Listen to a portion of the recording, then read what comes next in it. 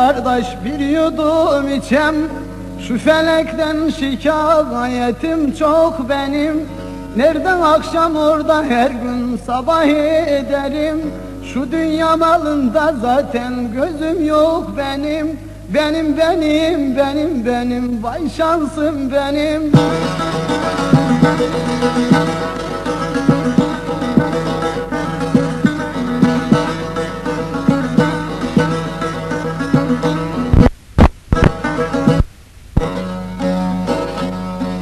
Ben denedim kardeş vallahi eşinin dostu. Ne kimse uğradı bana ne halim sordu. Zoruna yaptırdım ol bir gece kondu. Beyler gibi villalarım yok benim.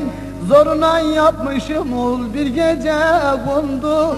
Beyler gibi villalarım yok benim. Benim vay şansım benim.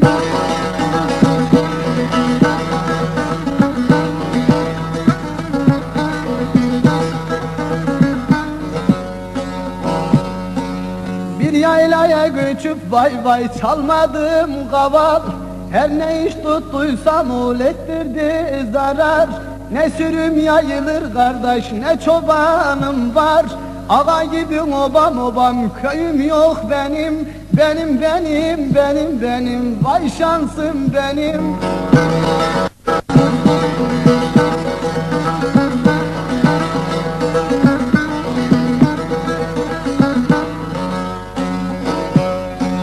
Kızıltuğum der ki kardeş bu günler geçer. Bir sen misin Ali sanki dünyadan açar. Gel yanıma otur kardeşim hançer. Ağzı karalardan zaten soyum yok benim. Benim soyum yok benim. Gel yanıma otur kardeş vurmazım hançer. Ağzı karalardan o soyum yok benim. Benim vay şansım benim.